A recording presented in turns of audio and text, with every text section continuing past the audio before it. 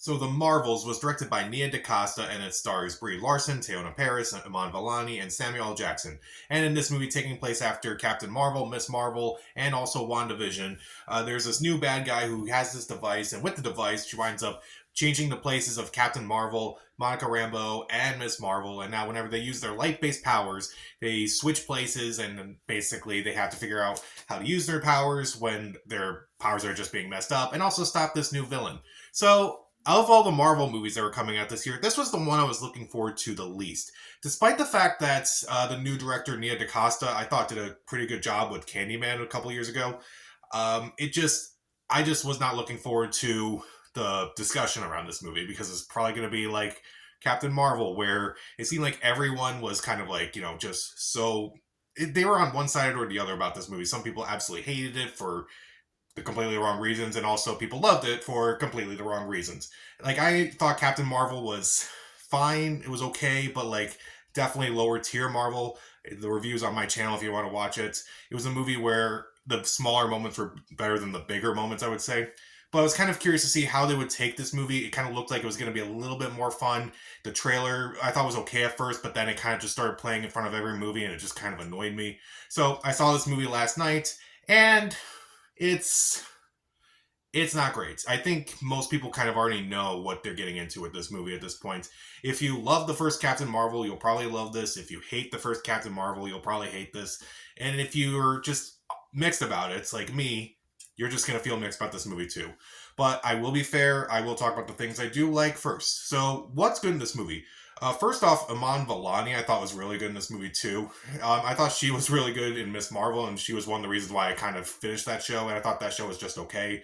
But her character was really good there, and she's also really good here, and I actually kind of liked seeing her interactions with Carol and also Monica. Like, the three of them, when they're working together, it's actually nice, and it's actually really well done. And I do like their teamwork in this movie. It's actually really well done.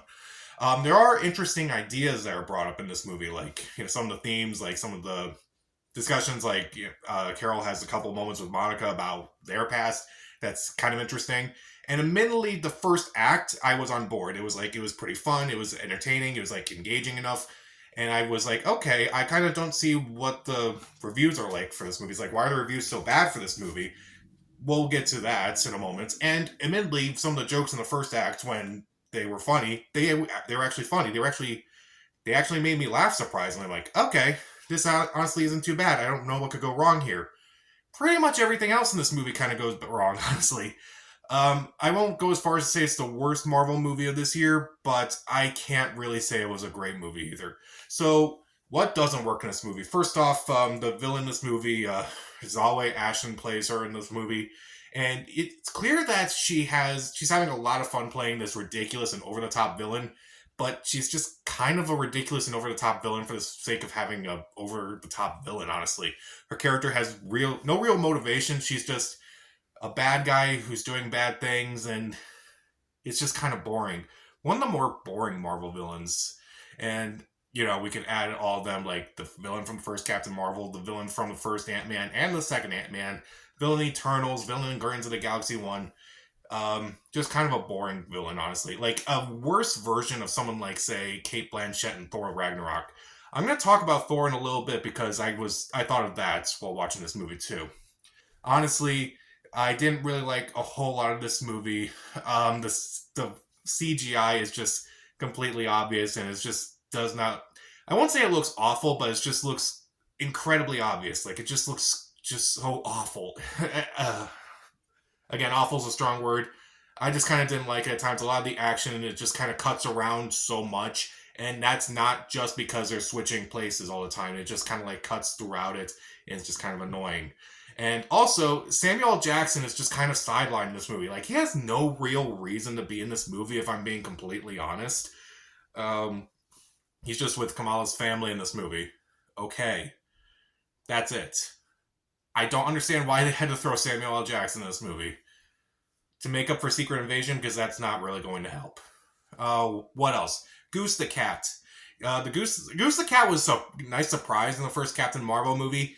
Here, like, it started like that joke at the end of the first Captain Marvel movie. It just kind of just got annoying in the first act, and then it just got disturbing at one point. Like, I was sitting next to my friend, and am I like, are we seeing this right now? Are we actually watching this right now? And it was so disturbing. And then it gets into some unintentional hilarity and also insanity revolving around Goose the Cat, which I won't spoil here. But there was a moment where when you find out what's happening with Goose the Cat, it's shocking, it's hilarious, it's insane, and it strangely makes better use of the song Memory from Cats better than the Cats movie. Okay, so time out for a sec. Why are we trying to destroy cats in movies? We had Cats, the movie, we had Wonder Woman 1984, we had the Marvels now. Just stop! What is with this weird thing about destroying cats? I don't understand it. Anyway, moving on. It's also kind of unintentionally hilarious at times. Like, again, there were so many moments where I'm laughing at some of the more absurd things in this movie. I just felt like there were so many moments where I'm kind of like laughing unintentionally. I don't know if they thought it was like they're trying to be goofy and serious, but like it just kind of doesn't work. It's just so tonally inconsistent. Like the first act is when it's like the most consistent. That's also why the first act really worked for me, is because that at least kind of worked for me with its tone of like trying to be a little comedic and also trying to be a little action packed. It worked. When they were trying to get into some of the more serious stuff, particularly the beginning of the second act, that's when the movie kind of just starts going downhill, honestly. And also, there's so many good ideas or like cool ideas that are just thrown into this movie, but honestly, they're just pointless. Like they don't really do anything with them. Like there's something about Monica's mother, Captain Rambo in this movie, and it's like, okay, let's see what they do with this. Hardly anything. Okay, well, you introduced it, I guess. That's fine. No, it isn't. And also, there's not really a spoiler, but they go to this planet where the only way people can communicate with each other is through singing. They don't really do much with it. It's all for a lame joke. And honestly, and going back to Thor, like, okay, the Marvels wasn't Captain Marvel wasn't really the best Marvel movie, but it's like I figure with a new director, kind of like what they did with Thor, they could at least learn from their mistakes, kind of learn to kind of like maybe veer off from the seriousness and try to be a little bit more comedic and kind of look like it was going to go into the comedic approach. But instead of going into Thor Ragnarok territory, they go into Thor Love and Thunder territory, and that's not really a good place to go. Like, it's just a lot wackier, a lot more insane, and just more inconsistent with its tone. And also, lastly, the third act's pretty weak. It was just weak. Like, we were, my friend and I, again, we were just watching it, and I'm like, oh, that was it? Okay. Thankfully, it's one of the shorter Marvel movies. That counts for something. So I won't go as far as to say the Marvels is one of the worst Marvel movies out there, or even the worst one this year.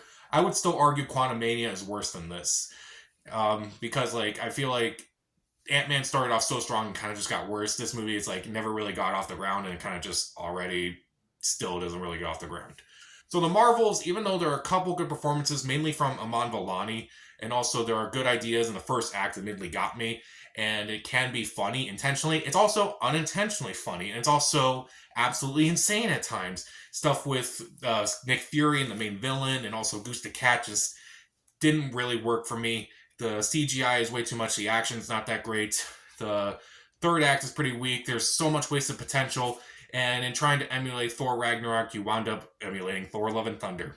Never go full Love and Thunder. So I will give the Marvels 2 out of 4 stars. Stream it.